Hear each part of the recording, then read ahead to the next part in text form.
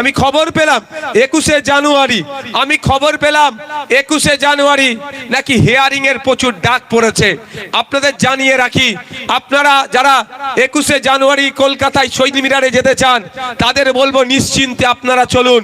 তার আগে আমাদের যারা নেতৃত্বরা আছে, আমাদের নেতৃত্বদের সাথে কথা বলুন, অ্যাপ্লিকেশন লিখে সব ভিডিওতে জমা দিন ঘরে যে আমাদের ডেট চেঞ্জ করা হোক। অপশন ডেট চেঞ্জ করা হোক, হবে তো নাকি ভাই? কারা কারা যেতে রাজি 21শে জানুয়ারি? মায়েদেরকেও কিন্তু এবার যেতে হবে, শুধু বাপেরা নয়, মায়েদেরকেও যেতে হবে। তাহলে আপনারা কি করবেন? আমাদের যারা নেতৃত্বরা আছে আইএসএফ এর, তাদের সাথে কথা বলুন, তাদের সাথে কথা বলে অ্যাপ্লিকেশন লিখুন, কাল থেকে জমা দিয়ে দিন যে আমাদের ডেট চেঞ্জ করা হোক।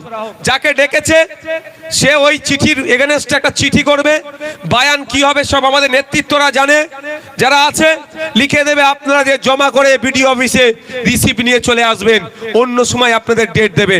তবে একটা কথা বলে রাখি, হিয়ারিং এ যারা যাবেন, হিয়ারিং এ যাওয়ার পরে হিয়ারিং হবে, হয় ফিরে চলে আসবেন না, আপনাকে হিয়ারিং এর জন্য যে কাগজটা দিয়েছে ওখানে কিন্তু একটা স্ট্যাম্প মেরে সই করিয়ে নিয়ে আসবেন। কারণ আপনি হিয়ারিং এ অ্যাটেন্ড করলেন কি করলেন না ওই স্ট্যাম্পের উপরে নির্ভর করছে। হয়তো আপনি হিয়ারিং এ অ্যাটেন্ড করলেন, সব কাগজপত্র দেখালেন, আমাদের অজুদ্দিনকে ডাকবে, অজুদ্দিন যাবে, কাগজ দেখিয়ে চলে আসবে, পরে কি বলবে? যদি কাগজে না স্ট্যাম্প লাগানো থাকে বলবে ও আসেনি, তাহলে ও ফ্রড ভোটার, ফেক ভোটার, তাহলে ওর নামটা কেটে দেওয়া হোক। এই ভুলটা আপনারা করবেন না। হিয়ারিং যদিও এখন সুপ্রিম কোর্ট এখন স্টে দেয়নি, আমরা সুপ্রিম কোর্টে গিয়েছি, এটাই বিষয়টা নতুন করে ইনক্লুড করব বা নতুন মামলা করব, তার মধ্যে হয়তো অনেকের হিয়ারিং এ ডাক পড়তে পারে। অনুরোধ এটাই যে আপনারা যারা যাবেন, যখন হিয়ারিং এ যাবেন, কাগজপত্র যেমন বুঝাবেন, সাথে সাথে আপনিও স্ট্যাম্প সিলটা বুঝে নেবেন, না হলে আপনাদেরকে আবার এরা দ্বিচারিতা করতে পারে। নামের বানান ভুল, একার ওকার, তার জন্য ডাক পড়েছে। তাই আপনাদের বলবো এটা শুধুমাত্র আপনাকে আমাকে হয়রানি করা ছাড়া আর কিছুই নয়। কারণ এটুকু বলে যায়, আপনাদের বড় ভাইজানের নাম কি গো? ঠিক জোরে হলো না, আওয়াজ ঠিক পাচ্ছি না। আব্বাস ভাইজান অনেক আগেই আমাকে বলে দিয়েছে, জানি না উনি যেগুলো বলে আমরা দেখি অনেকটাই বাস্তবে মিলে। অনেক আগে আমাকে বলেছে যে তুই প্রস্তুতি রাখ, সুপ্রিম কোর্টে গিয়ে তোকে মামলা করতে হবে, উকিলের সাথে কথা বলে রাখ। আমার এক হিন্দু, আমার এক মুসলমান, আমার নমশূদ্র, আমার দলিত, আমার আদিবাসী, আমার মতুয়া, যে কেউ হতে পারে, যদি একজন বৈধ ভোটারের নাম কাটা যায়, সেই ভোটাধিকার বাঁচিয়ে নিয়ে আসার জন্য তুই দিল্লি গিয়ে সুপ্রিম কোর্টে মামলা করবি। তাই সুতরাং কে হিন্দু, কে মুসলমান, কে দলিত, কে আদিবাসী, কে পিছড়ে বর্গের মানুষ, কে নমশূদ্র, কে মতুয়া, আমাদের খামচিহ্ন দেখার দরকার নাই। আপনারা নিশ্চিন্তে থাকবেন, সংবিধানের 326 নম্বর ধারায় আপনার ভোটাধিকারের অধিকার দেওয়া হয়েছে। ওখানে স্পষ্ট ভাষায় বলা হয়েছে যে আপনি 18 বছরের ঊর্ধ্বে ভারতীয় নাগরিক, আপনার ভোটদানের স্বাধীনতা আছে। যদি ইলেকশন কমিশন অফ ইন্ডিয়া তার কোন রাজনৈতিক চক্রান্তে পড়ে যদি কারো ভোটাধিকার কেড়ে নিতে চায়, তার মানে আর্টিকেল 326 কে সে ভায়োলেট করছে। তাই আর্টিকেল 326 এর অধিকারকে ফিরিয়ে নিয়ে আসার জন্য আপনার পাশে কেউ থাকুক আর নাই থাকুক, আপনার পাশে আইএসএফ থাকবে, খামচিহ্ন থাকবে, শামসুর আলী মল্লিক সাহেবরা থাকবেন, বিশ্বজিৎ মাইতিরা থাকবেন, তাপস ব্যানার্জিরা থাকবে, আমরা আপনার পাশে থাকবো। আপনার হয়ে আমরা সর্বোচ্চ লড়াই করব। ভয় পাওয়ার, এটা ভয় পাওয়াতে চাইছে, আমরা ভয় পেলে অসুবিধে হবে, আমরা ভয় পাবো না, লড়াই করবো। এইটুকু একটা কথা বলে দিই, আমি শুনছিলাম এখানে প্রোগ্রামটা অন্য জায়গায় হওয়ার কথা ছিল, সেখানে হয়নি, অন্য জায়গায় হয়েছে। আমি ধন্যবাদ জানাবো প্রশাসনের বন্ধু ভাইদেরকে, তারা যথেষ্ট সহযোগিতা করেছে। ধন্যবাদ জানাবো দর্শকের আসনে বসে থাকা, দাঁড়িয়ে থাকা অগণিত বাপ ভাইদের সাথে সাথে আজকে পাল্লা দিয়ে মা বোনেরাও আজকে এসে বুঝিয়ে দিয়েছে আইএসএফকে শুধু বাপ ভাইরা ভালোবাসে না, মা ভাইরাও আইএসএফকে যথেষ্ট ভালোবাসে। আর মায়েরা আজকে এখানে এসে বুঝিয়ে দিয়েছে, মমতা ব্যানার্জিকে বার্তা দিয়ে দিয়েছে, শুধু লক্ষ্মীর ভান্ডার দিয়ে মায়েদের তুমি মাথা কিনতে পারবে না। স্কুলে শিক্ষক চাই, হসপিটালে ডক্টর চাই, তাহলেই মায়েদের ভোটটা হয়তো কিছুটা পেতে পারো। তবে মায়েদের বলবো, আমি 1000-1200 টাকার বিরুদ্ধে নয়, যেটা দিচ্ছে সেটা ছাড়বেন না, কিন্তু যদি মায়েরা রাজ্য পরিচালনার দায়িত্ব আগামী দিনে আমাদের হাতে তুলে দেন, 1000-1200-এর পরিবর্তে মায়েদের গেলে মাস গেলে 5000-এর ব্যবস্থা আইএসএফ করে দেবে। তার পরিবর্তে কিছু কাজ বুঝে নেবে। শুধু তাই নয়, মায়েদের বলে যাই, 1000-1200-এর পরিবর্তে যেমন 5000-এর ব্যবস্থা বলছি, সাথে সাথে হসপিটালে গেলে বিনা এতে পয়সা খরচে ট্রিটমেন্ট পাবেন। আপনার ছেলেরা যে স্কুলে পড়ে সেই স্কুলে পর্যাপ্ত পরিমাণে শিক্ষক থাকবে। আপনার স্বামীরা যে কাজ করে তাদের কাজের মূল্যায়ন হবে, তাদের কাজের মজুরি ঠিক হবে, এবং আপনার স্বাধীনতা থাকবে, আপনার নিরাপত্তা দেওয়া হবে। এক কথায় বাংলা একটা সুষ্ঠু সমাজ ব্যবস্থা পাবে যদি আপনাদের ভোট আমাদের পক্ষে আসে, আমাদেরকে সরকার পরিচালনার দায়িত্ব যদি আপনারা দেন। যদি কেন বললাম, আপনারা ডিসাইড করবেন। তো এই এসআইআর হচ্ছে, ও আপনি যাকে জিতিয়েছেন তার জন্যই তো হচ্ছে।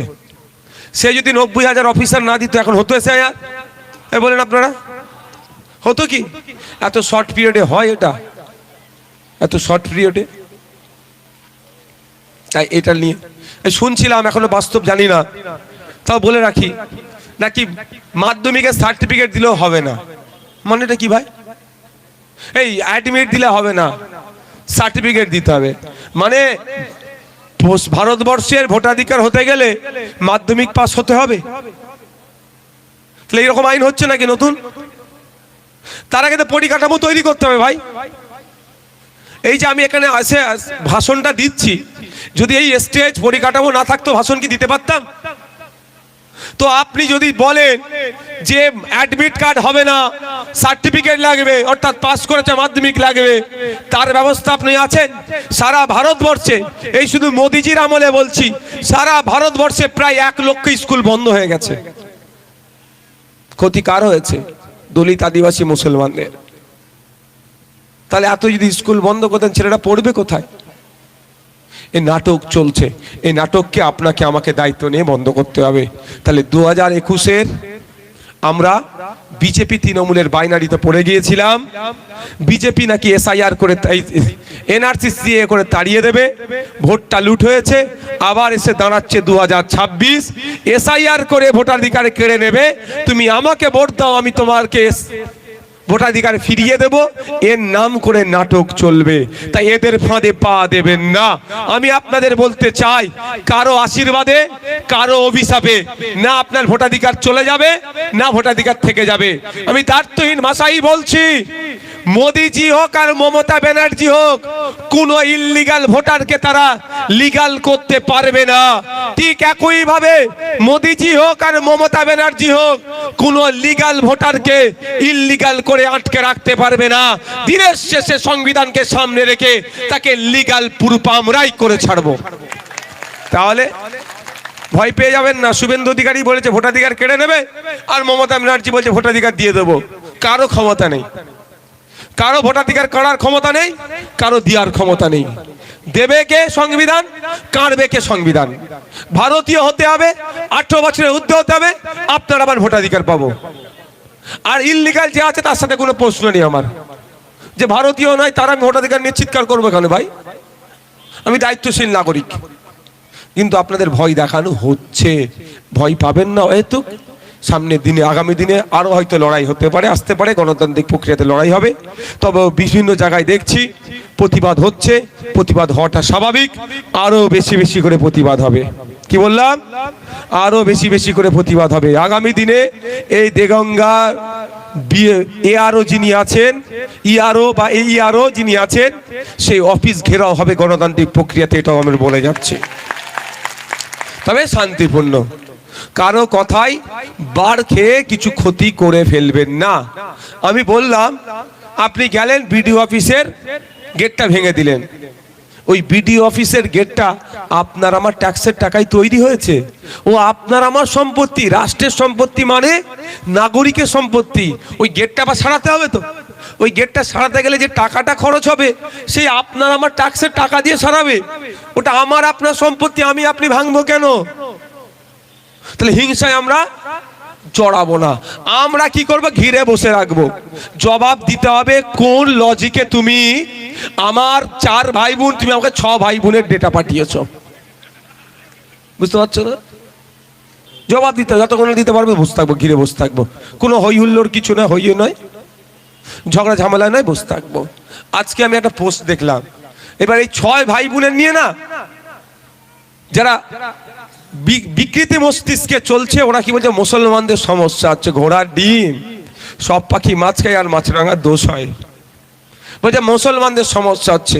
আমি একটা নাম বলছি, রাজা রায়, পিতার নাম কালীপদ রায়, 25 বছরের ছেলে, তার কাছে হেয়ারিং এর নোটিশ এসেছে। কেন এসেছে? তার ভাই বোন মিলিয়ে তারা 8 জন। লোকটি, ছেলেটি কে? রাজ্যসভার এমপি ছিল শান্তনু সেন, তৃণমূলের নেতা। তার গাড়ির ড্রাইভার, আমি এতটাও বলে দিচ্ছি। কি বললাম? তার গাড়ির ড্রাইভার নোটিশ এসেছে। এবার বলুন, শুধু কি মুসলমানের কাছে আসছে? এবার কার একটা সন্তান নেবে, কে 2টো সন্তান নেবে, সেটাকে ডিসাইড আমি করে দেবো না আমার দেশে কোনো পলিসি আছে এরকম? আমার দেশে পলিসিও নেই আর আমার ডিসাইড করার পাওয়ারও নাই। আমি ওই বিতর্কে জড়াবো না। যদি পলিসি থাকতো 2টো সন্তান, কেন 3টে হয়েছে সেটা প্রশ্ন হতো। যখন পলিসি নাই, তাহলে ওরা 8 ভাই বোন, তাদেরকে ইচ্ছা করে পেরেশানি, ওটাকে হয়রানি করার জন্য এ কাজ করা হচ্ছে। তাই আমি আপনাদের বলবো, ঐক্যবদ্ধ থাকতে হবে। কে হিন্দু কে মুসলমান সেই পরিচয় নিয়ে বিতর্কে জড়াবেন না। আমাদের সামাজিক পরিচয়, আমরা মানুষ। আমার পাশের বাড়ির একজন কেউ এই এসআইআর এর হিয়ারিং এ বিপদে পড়েছে, আর আমি এত বড় নিকৃষ্ট হয়ে যাব না যে হিন্দু কি মুসলমান দেখবো আমি। আমার কাজ কি হবে? আমার পাশের বাড়ির ওই লোকটার পাশে থেকে তাকে সাহস জুগিয়ে তার হয়ে 2টো কথা বলা। এটা হবে তো নাকি রে ভাই? না রাজা রায়, কালীপদ রায়ের ছেলে, ওটা ও বুঝে নেবে, ও বলে আমি মুখ ঘুরিয়ে নেব, এটাও হবে না। আর রজিউদ্দিন আখতারি, ও ওটা বুঝে নেবে, আমি মুখ ঘুরিয়ে নেব, এটাও উচিত হবে না। তাই আমার কাছে রজিউদ্দিন আখতারিও যতটা গুরুত্ব পাবে, একজন এসআইআর এর নোটিশ ইস্যু করেছে কেন সেই নিয়ে, আর রাজা রায়কেও কেন নোটিশ ইস্যু করলো, এই দুটো গুরুত্বই কিন্তু আমার কাছে এক থাকবে, এর বাইরে কিছু হবে না। হ্যাঁ, রজিউদ্দিন আখতারি আমার পার্টির অঞ্চল লেভেলের বিভিন্ন লেভেলের একটা নেতৃত্ব, ঠিক কথা, কিন্তু অন্যায় এর সাথেও হয়েছে, রজিউদ্দিন আখতারির সাথে হয়েছে, রাজা রায়ের সাথে হয়েছে। সুতরাং 2 অন্যায়কে আমরা এক মানদণ্ড হিসাবেই দেখব, আলাদা আমরা দেখব না। 21শে জানুয়ারি কলকাতা যেতে হবে। যাদের নোটিশ অলরেডি এসে গিয়েছে তারা আমাদের নেতৃত্বদের সাথে যোগাযোগ করবেন। ওরা কি করবে? অ্যাপ্লিকেশন লিখে জমা কোথায় করাতে বলবে সেখানে করবে। 1 নম্বর কথা। আমি একটু বলে যাই, এইখানে প্রোগ্রাম হতো না, 2য় জায়গায় হতো, এখানে হয়েছে, এতটুকু বলে যাচ্ছি আমি। যে এখানে প্রোগ্রামের জায়গা চেঞ্জ করালো, তার বাপ দাদু কবর যেখানে শুয়ে আছে খোঁজ নিয়ে দেখুন, তার আত্মীয় যেখানে শুয়ে আছে কবরটা যে সুরক্ষিত আছে, এই নওশাদ সিদ্দিকীর জন্য, মমতা ব্যানার্জির জন্য নয়। তাকে এইটুকু শুধু জানিয়ে রাখতে চাই, আগামী দিনে এসআইআর নিয়ে পেরেশানিতে পড়লে, বিপদে পড়লে তার দল তার পাশে থাকবে না। আমার এই রজিউদ্দিন রায় তাকে বিপদ থেকে উদ্ধার করবে, এটাও আমি বলে রেখে দিতে চাই। কারণ তার বাপের কবর, তার আত্মীয়র কবর সুরক্ষা করার জন্য মমতা ব্যানার্জি এগিয়ে আসেনি, অভিষেক ব্যানার্জি এগিয়ে আসেনি, কাকলি ঘোষ দস্তিদার এগিয়ে আসেনি, এগিয়ে এসেছে নওশাদ সিদ্দিকীর মতো গুটি কয়েক মানুষ। আমাদের করা মামলার জন্য এখন ওনার পরিবারের কবরস্থানটা সুরক্ষিত আছে। আর ও আজকে দাদা দিদি বলেছে বলে হই হই করছে, তো গরম কদিন থাকবে দেখে নেন। শাহজাহান শেখ, ওই নামটা কি, সন্দেশখালী, নিজেকে বেতাজ বাদশা বলতো, সে এখন জেলের ভাত খাচ্ছে, আর এ তো পাড়ার চারানা নেতা। সময় আছে, শুধরে যান। আমি বলছি সময় আছে, শুধরে যান। শুধরে যান মানে বলছি না আইএসএফে চলে আসুন, আইএসএফে দরকার নেই, আপনি আপনার দলটা করুন। কারণ আজকে যে নিচে আছে কালের ক্রমে সে কালকে আগামীতে ওপরে উঠবে। আজকে যিনি ওপরে আছেন কালের ক্রমে সে আগামীতে নিচে নামবেন। নিচে নাম থাকার পরে মানুষ আপনাকে কিভাবে গ্রহণ করে, ওপরে থেকে যে আচরণ করবেন তার উপরই তো হবে ভাই। ওপরে থেকে যে আচরণটা তুমি করেছো নিচে নামলে সেটা মূল্যায়ন হবে, আর নিচে নামতে হবেই কালের ক্রমে ভাই। সেই দিনটার কথা ভেবে করুন। আমি অনুরোধ করব আপনাদের রাজনৈতিক হিংসায় জড়াবেন না। যার যে দল ভালো লাগবে সে দল করবেন, দিনের শেষে প্রতিবেশী এটা মাথায় রেখে দল করবেন। কারণ মমতা ব্যানার্জি, অভিষেক ব্যানার্জি, দিলীপ ঘোষ, কুণাল ঘোষ, শুভেন্দু অধিকারী, সুজন চক্রবর্তী এরা খোঁজ নিয়ে দেখবেন এসি রুমে বসে চা খায়, আর আপনারা ঝগড়া জড়িয়ে পড়ছেন। দ্বিতীয় কথা, প্রশাসন বন্ধুদেরকে সহযোগিতা করবেন। প্রশাসন বন্ধু আমাদের সমাজের একটা গুরুত্বপূর্ণ তারা সদস্য, তারা আমাদের সমাজের গুরুত্বপূর্ণ সদস্য। আমরা প্রশাসনকে অনেক অনেক কথা বলি, কিন্তু একটু ভেবে দেখেছেন 8 ঘন্টার বেশি এরা কতক্ষণ ডিউটি করছে? 12 ঘন্টা, 14 ঘন্টা, 16 ঘন্টা ডিউটি করছে। কেন করবে? 8 ঘন্টার বেশি কেন ডিউটি করবে? এটা আমাদের বাড়ির তারা একজন গুরুত্বপূর্ণ সদস্য। তাই এদের হোক কথা বলতে হবে। আইনকেও হাতে তুলে নেবেন না, এই প্রশাসন ভাইদেরকে আপনারা সহযোগিতা করবেন এবং আওয়াজ তুলবেন। এই পুলিশ সহ সরকারি কর্মচারীদেরকে মমতা ব্যানার্জি 2006, 7, 8-এর দিকে বলেছিল কেন্দ্রীয় সমাহারে দিয়ে দিতে হবে, নাহলে সরকার থেকে চলে যাও। এখনো কেন এই পুলিশ সহ সরকারি কর্মচারীরা কেন্দ্রীয় সমাহারে দিয়ে পাচ্ছে না? কেন্দ্রীয় সমাহারে দিয়ে দিতে হবে। পুলিশে প্রায় 2.5 লক্ষ শূন্য পদ আছে, ওই 2.5 লক্ষ শূন্য পদ পূরণ করতে হবে।